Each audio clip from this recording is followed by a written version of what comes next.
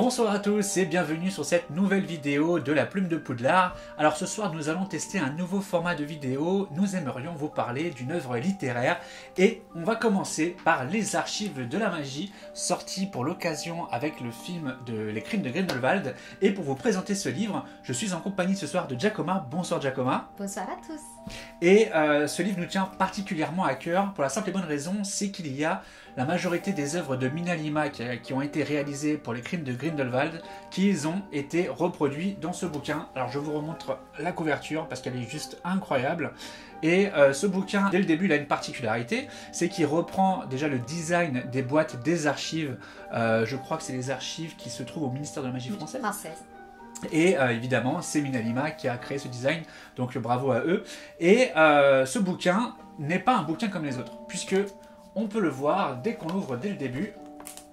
Voilà, déjà la couverture n'est pas du tout standard, puisque ça s'ouvre un peu comme type, comme un coffret en fait, tout simplement. Oui. Et on peut y découvrir, il y a un goodies.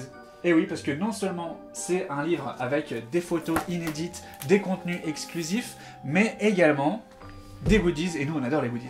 Oui, on adore les goodies. Alors, sans plus attendre, nous allons commencer à feuilleter ce magnifique ouvrage.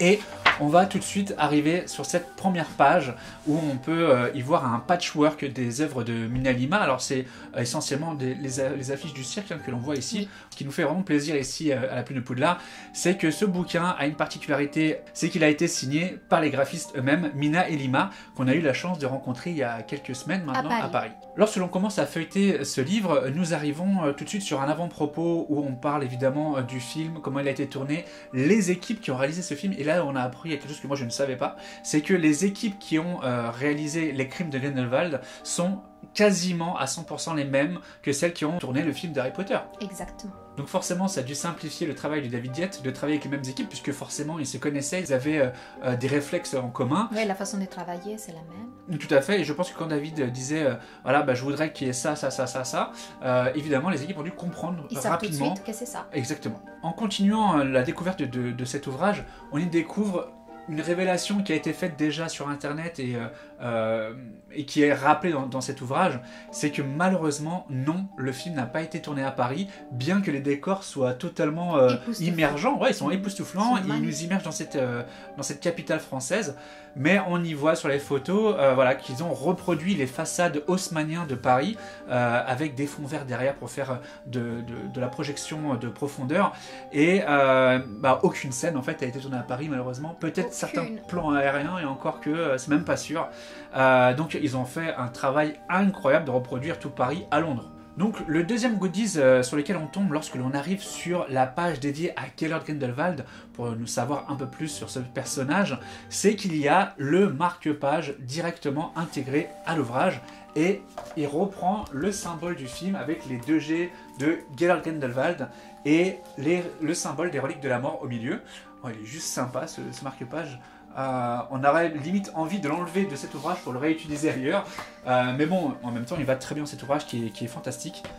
Alors, lorsque l'on continue à parcourir cet ouvrage, on y découvre également les making-of de ce film, et on y voit la scène de la calèche, la fameuse scène où Gellert Grindelwald s'évade de façon totalement spectaculaire, et on ne peut que faire le parallèle avec la scène qui a été tournée avec la Ford Anglia dans Harry Potter et le prisonnier d'Azkaban.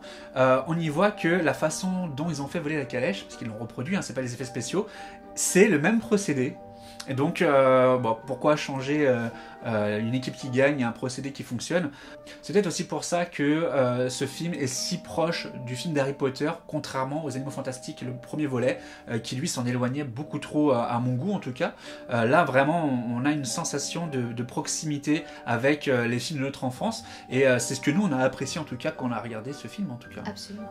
Alors là, ça c'est un des éléments dans ce bouquin qui a retenu mon attention. On y découvre un élément du film qu'on n'a pas forcément vu, ou en tout cas c'était très subtil, c'est le design des balais à la française, Cocorico, puisque franchement, ils sont splendides, ils sont hyper sexy. Ils sont classe. Et ce message est pour vous, Ciné Replica et Noble Collection. Je pense que vous devriez faire la réplique de cet article, puisqu'il est tellement beau que ça se vendrait comme des petits pains, à n'en pas douter. Petit rappel pour le Nimbus 2000 qui est parti très rapidement. Ce qui est intéressant également avec cet ouvrage, c'est qu'on a des pages dédiées à chaque personnage du film, et on y découvre des anecdotes plutôt intéressantes qu'on n'a pas forcément capté lorsqu'on a regardé le film. Et là on est sur la page de Croyance Belle Boss, et il y a un petit goodies intéressant, c'est le certificat d'adoption de ce personnage tellement central dans ce film, et on a la sensation que toute la saga des Animaux Fantastiques va tourner autour de ce personnage qui est devenu bien plus important que dans les Animaux Fantastiques, évidemment, le premier volet en tout cas. Ensuite, on arrive sur la partie donc, du ministère des Affaires Magiques, et on a un autre goodies qui, pareil, a retenu toute notre attention. C'est la carte d'identité de Newt Scamander. Franchement... Donc, Norbert Dragono. Oui, de Norbert Dragono. En français. Et du coup, ce qui est intéressant, c'est la photo d'identité de Norbert, puisque elle est en 3D. En 3D. Voilà, donc si vous avez en votre possession la boîte artefact d'Harry Potter, vous aurez la même technologie qui a été utilisée pour cette photo avec la photo de l'Ordre du Phénix, la première version en tout cas, puisqu'elle est dans cette boîte artefact et qu'on y voit les personnages en 3D, ça donne un effet de profondeur incroyable. Et là, cette carte d'identité, on a vraiment l'impression que Norbert bouge la tête lorsque l'on bouge la carte d'identité, donc c'est vraiment bien fait et ça apporte vraiment de la qualité à l'ouvrage. C'est le même effet comme dans la carte de Choco Grenouille en fait. Oui, exact. Avec Dumbledore qui sort tout à dans fait. le film. Donc là, on arrive sur la page dédiée à l'État Lestrange. Un des personnages préférés en absolu des Animaux Fantastiques, volet 2. Oui, je pense que c'est un personnage qui n'a pas été assez exploité. On regrette sa mort tragique dans ce film. Alors, On ne sait pas si elle est morte. Hein. Ouais, enfin, si elle Ça l'est. laisse penser. Puisque le sortilège de Flamme Bleue, alors c'est un nom un peu particulier, je crois qu'il est un peu cité d'ailleurs dans cet ouvrage, que use Georg Grindelwald, normalement, on n'en réchappe pas. Donc, dans toute Mais on ne sait logique, jamais, dans la magie, tout est possible, donc moi j'espère. mais même dans le livre du scénario, y a pas, c'est pas comme dans les Animaux Fantastiques où, à la fin du bouquin de ce premier ouvrage, il était écrit que Croyance n'était pas mort puisqu'on l'a vu sur un quai. Là, sur l'État, il n'y a aucune information qui pourrait laisser sous-entendre qu'elle n'est pas morte, malheureusement. En tout cas, moi ce que j'aimerais parler, c'est vraiment de l'actrice en elle-même, Zoé Kravitz. Alors, Zoé Kravitz, c'est pas n'importe qui. C'est la fille de Lisa Bonet et Lenny Kravitz. Une vraie famille d'artistes, une vraie famille talentueuse. Car Lisa Bonet, c'était l'actrice de la série La famille Crosby. Exact. Et Lenny Kravitz, on sait que c'est un grand chanteur à succès américain. Tout à fait. Et franchement, Zoé Kravitz a crevé l'écran. Je pense qu'elle a fait beaucoup d'ombre à d'autres acteurs. Et moi, je regrette vraiment qu'on ne puisse pas la revoir dans d'autres épisodes. Parce que je pense qu'il y aurait beaucoup de choses à raconter par rapport à son histoire, son enfance, son potentiel frère qui aurait été adopté ou mort dans un bateau, on ne sait pas. Enfin, je pense qu'il y a encore beaucoup de matière à fournir autour de l'État. Et même si ce personnage est mort, peut-être qu'on en parlera quand même dans les prochains épisodes en faisant des flashbacks. Voilà, exactement. Je pense que ça serait une solution. Ses costumes, son allure, elle est vraiment sublime, cette actrice. D'ailleurs, on félicite encore l'équipe de costumes qui ont fait un travail incroyable, et puis tous les accessoiristes en général, puisque il y a un truc qui est intéressant dans tous les films d'Harry Potter, c'est que le moindre détail n'est pas laissé au hasard, et c'est pour ça que chaque boîte de baguettes, chaque boîte de bonbons, chaque boutique, chaque échoppe, tout a été fait vraiment par les équipes de création et de design. Ce n'est pas des images de synthèse, c'est des vrais objets. Il y a eu une recherche vraiment par rapport à la période historique, le style de déco de chaque chose, et il est soigné dans le détail. Vraiment, c'est un travail magnifique. Et en fonction aussi du pays dans lequel on se trouve, on voit que il y a des différences. Voilà, les orientations de style sont différentes en fonction des époques et des pays. Donc il y a une vraie recherche derrière tout ce travail et tout ce résultat graphique. Et c'est ça qui donne aussi l'authenticité au film, c'est qu'on ne peut pas réaliser un film si on n'a pas de bons accessoiristes et une bonne documentation sur l'époque, sinon ça crée des problématiques de cohérence. Et bien justement, en parlant des accessoiristes, on arrive sur la page qui leur est consacrée, car cet ouvrage ne les laisse pas sur le côté. Évidemment, on a un coup de projecteur sur eux, et on y découvre des articles qui, pareil, n'auraient pas forcément été détectés à l'œil nu lorsque l'on regarde le film. Donc merci à cet ouvrage de nous avoir fait un peu de lumière sur ces objets qui sont incroyables. Et là, encore une fois, cocorico, on y découvre les boîtes des baguettes magiques à la française. Et elles sont assez particulières puisqu'elles ressemblent à un Talberol. Donc pareil, encore une fois, Noble Collection. N'oublie pas de faire ce design de boîte, il est franchement... trop mignon. Ouais, il est mignon, et moi je dis pourquoi pas les avoir chez nous dans notre collection. On y découvre des anecdotes intéressantes sur la valise de Norbert Dragono. Il n'y a pas eu un seul exemplaire qui a été fait, il y en a eu plusieurs. Des lourdes, des solides, des très légères en polystyrène selon les scènes à tourner. En effet, si Norbert Dragono devait lancer sa valise, alors là on aurait utilisé une valise en polystyrène, mais lorsque Norbert Dragono doit monter dessus pour attraper quelque chose, dans ce cas-là ils ont fait une valise très solide. Et un troisième modèle qui aurait pu être cité, c'est lorsqu'il ouvre la valise, évidemment, on y découvre une troisième valise. Mais il y en a eu plein d'autres. Surtout la version moldue. Oui, il y a eu la version moldue, la version où il rentre dedans, donc sans fond, etc. Donc voilà, les accessoiristes n'ont pas fait qu'un seul modèle de valise, ils en ont fait plein. Donc c'est un vrai boulot de titan qui a été réalisé sur ce film. Donc en continuant notre parcours dans ce livre qui nous raconte en fait une histoire, évidemment on ne peut pas passer à côté de Norbert Dragono. Et alors on ne va pas s'attarder sur la page détaillée de Norbert, en revanche il y a une autre page qui est consacrée à ce personnage en relation avec Tina. Sa petite amie, où là, bizarrement, dans ce deuxième volet, c'est là. Ils se cherchent, mais on ne sait pas vraiment s'ils sont ensemble. Dans les bouquins, en fait, ils sont vraiment ensemble, mais là, dans ce scénario des crimes de Grindelwald, c'est moins flagrant. Plutôt une envie de se découvrir, mais on ne sait pas si... On connaît déjà la suite. On sait que Tina et Norbert, après la Grande Guerre et après le combat de Grindelwald, vont aller à Paris. Ils auront des enfants. Et après, ils iront prendre une maison dans le nord de l'Angleterre. Donc tout ça, c'est connu. Donc on sait qu'ils sont ensemble. Mais c'est dommage que ça soit pas si flagrant. Bon, en revanche, sur cette page dédiée à Norbert et Tina, on y découvre un goodies hyper intéressant qui, pareil, est un élément clé du film. C'est la fameuse carte postale qu'envoie Tina à sa sœur Queenie pour lui dire qu'elle est à Paris et que Norbert Dragono reconstitue avec un sortilège, ce qui lui permet du coup de savoir qu'ils sont à Paris et d'aller les rejoindre. Donc toujours sur la thématique de Norbert Dragono, on y découvre une œuvre de Minalima. Alors évidemment, comme je vous l'ai dit, ce recueil, je ne sais même pas comment c'est un recueil, est totalement agrémenté des œuvres de Minalima. Et là, on y découvre le Spellbound, qui est du coup un petit journal consacré à notre sorcier ou magicologiste préféré. Et pareil, voilà, cette œuvre est vraiment typique du travail de Minalima. C'est d'une qualité incroyable, avec ses petites dorures, ses arabesques et son style si atypique.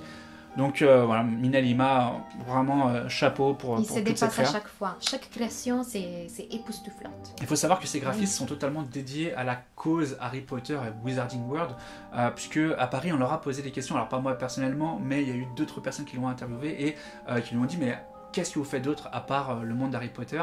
Et ils ont dit, bah non, rien, on se consacre à 100% pour cet ouvrage, pour tout ce monde, parce qu'il y a tellement de travail qu'il serait difficile pour eux de s'éparpiller. En revanche, si un jour ils travailleraient sur notre œuvre, ça serait une œuvre qui leur serait totalement dédiée.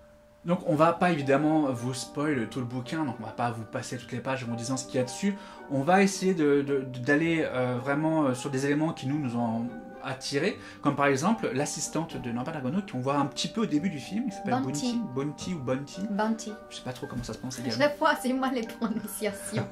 Et du coup, on y découvre déjà sa baguette magique, qu'on ne voit pas forcément dans le film, qui est à l'image de ce personnage simple, je dirais pas rustique, mais naïf, je trouve. Ouais. Je la trouve très simple, enfin pas d'esprit, mais très joyeuse.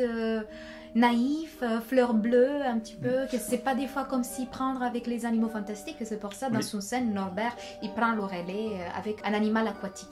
D'ailleurs, il lui laisse une note en lui disant ne pas toucher à certaines choses dans son repère aux animaux. Peut-être, et même aussi un petit peu maladroite, j'ai l'impression. Peut-être. En tout cas, ce qui est intéressant, c'est que dans ce bouquin, on apprend la rencontre entre Norbert Dragono et Bounty. Apparemment, en fait, Bounty aurait été une grande fan de Norbert Dragono depuis de nombreuses années. Une groupie. Une groupie, ouais, tout à fait, un peu comme nous avec J.K. Rowling. Et lors d'une séance de dédicace de Norbert Dragono, eh ben, elle aurait rencontré Norbert à cet instant en disant voilà, bah, j'aimerais faire dédicacer mon ouvrage. Et du coup, depuis ce jour, ils ne se seraient pas quittés. On ne sait pas exactement comment ils ont fait pour travailler ensemble, mais en tout cas, ils se sont rencontrés à ce moment-là. Alors, il y a quelques minutes, on vous parlait des accessoiristes justement qui ont fait un travail fantastique dans cette nouvelle saga créée par J.K. Rowling.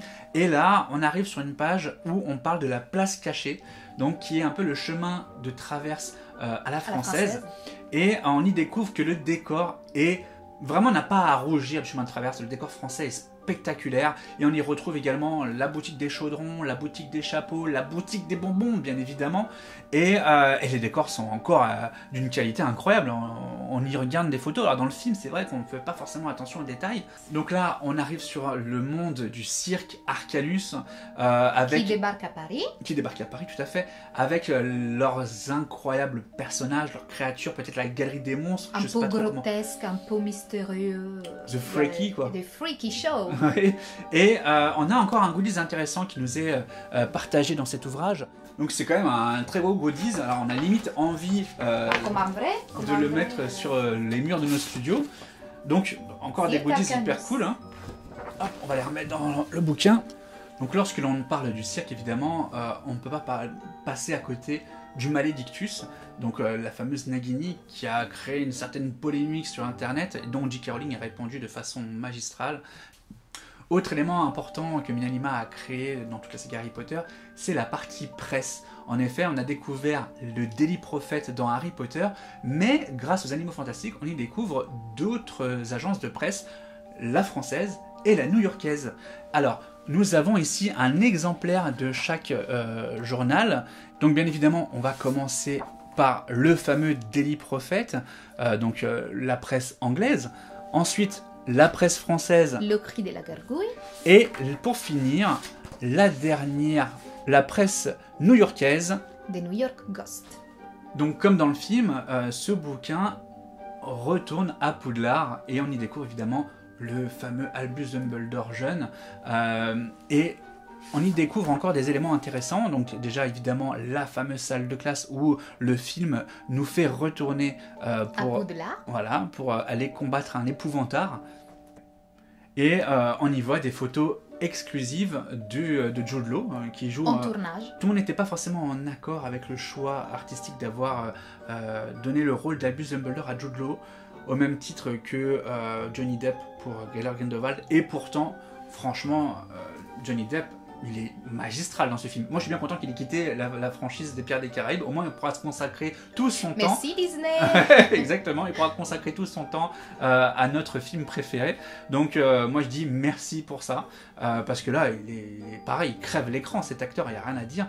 D'ailleurs Eddie Redmayne a parlé un petit peu de Johnny Depp, il a donné un peu son opinion sur cet acteur. Il disait que c'était un acteur incroyable puisque lorsque il a tourné par exemple la scène où il a fait son grand discours devant toute l'assemblée dans le cimetière du Père-Lachaise, il disait que tout a été fait en une seule prise et qu'il n'a jamais vu ça de toute sa carrière. Voilà, Johnny Depp évidemment c'est un très grand acteur. Il était parfait au premier du premier coup, c'est pour ça qu'ils ont eu une première prise quoi, en une seule prise.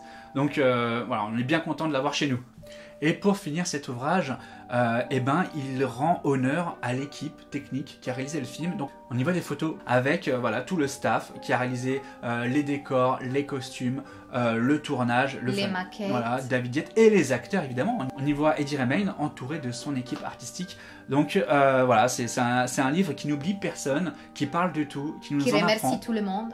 Et donc pour le coup, ce livre vient des éditions HarperCollins et il est à un prix qui est totalement abordable, en tout cas pour la qualité de cet ouvrage, il est à 39,90 € et il est disponible dans tous les libraires, la Fnac, Amazon, tout le monde, enfin on peut le trouver encore facilement actuellement. Donc je vous remonte la couverture, les archives de la magie aux éditions HarperCollins.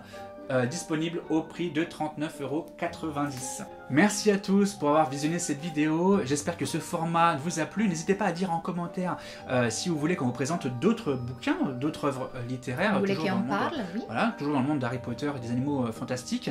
Parce que nous, on en a une pléthore de bouquins. Donc, si vous voulez qu'on vous le présente, ça sera avec grand plaisir. Et nous vous donnons rendez-vous dans la prochaine vidéo où on vous présentera une figurine qui sort d'une collection qui vient juste de sortir et pour l'occasion nous allons vous en faire gagner une sur Facebook, encore la plume de Poudlard. Donc nous vous remercions et nous vous disons à bientôt.